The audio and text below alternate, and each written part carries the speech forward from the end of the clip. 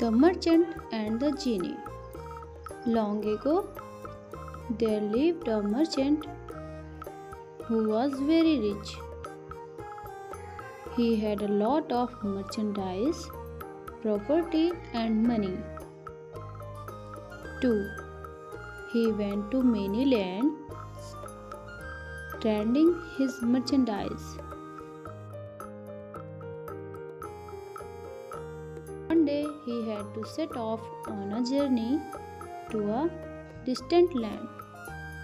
On the way, he had to pass through a desert where no food was available. So he was carrying biscuits and dates to eat on the way. When he finished his business, he returned home, riding his horse through the desert once more.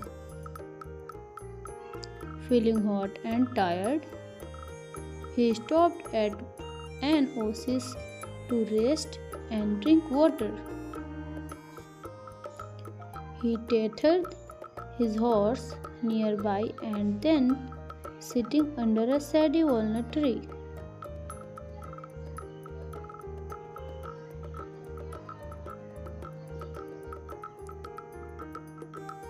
he ate the dates and flung the seeds aside. Then he washed his hand and face and drank water from the pool. Suddenly a huge genie arrived and stood before him, looking ferocious. In his hand was a sharp sword. "You have killed my son," said the genie, "and you will pay the price. For it, I shall kill you." "But how is that possible?" exclaimed the frightened merchant. "I have been sitting here harmlessly eating my food for long. You threw the seeds of the dates you were eating," said the genie. "One of them hit my son in the eye and killed him. You must pay with your life." "Sir, I do not know your son and I would not harm him deliberately," said the merchant. "Please spare my life." The merchant begged and pleaded with the genie, but it was all in vain. The genie was determined to kill him. "Sir, let me go home and meet my wife and children. I wish to say goodbye to them," pleaded the merchant. "I will also write my will and set all the things in order in my household. Then I shall return at the end of 1 year and you may punish me as you choose. I promise you." It was not easy to convince the genie, who was sure that the merchant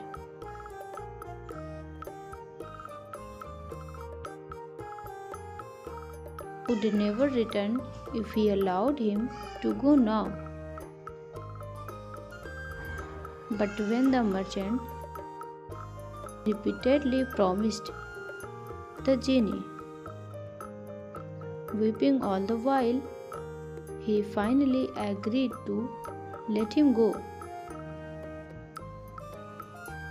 "But remember," warned the genie, "that you have to return after a year. Otherwise, I shall come and destroy you and everyone else."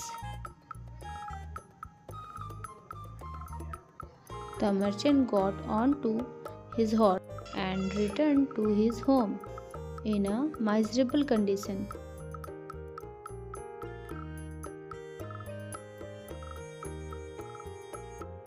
He told his family what had happened and about the promise he had made to the genie.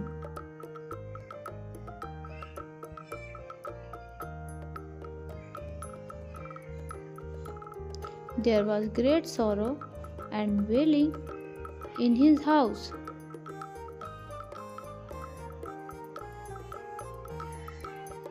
Then he set all his affairs in order, wrote his will to divide his property, settled his debt, and completed everything that was necessary to make his family comfortable. Finally, he bade them goodbye and carrying his burial clothes in a bundle, he returned to the oasis. He sat down under the tree to wait for the genie. As he waited, an old man came there with a hint. "This is a dangerous place to rest," said the old man. "Why are you sitting here?" The old man was so interested hearing the story of the merchant that he too sat down to wait for the genie. "This is very strange," said the old man.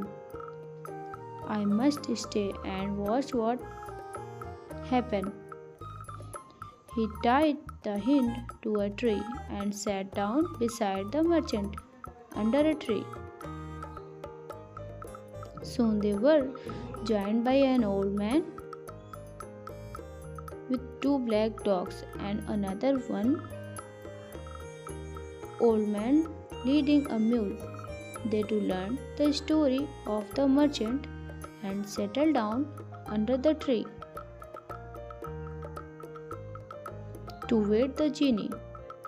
Everyone wanted to see the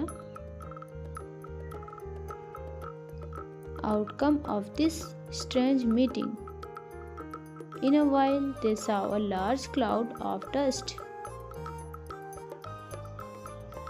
on the horizon.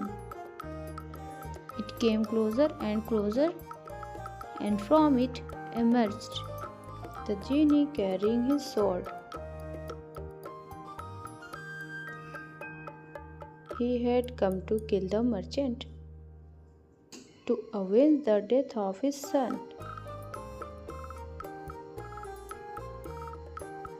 The three old men begged the genie to spare the life of the merchant.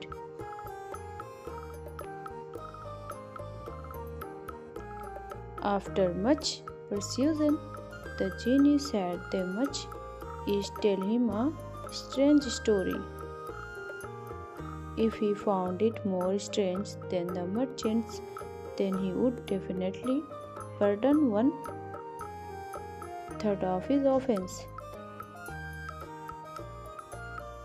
So each old man told a story about the companion he had with him.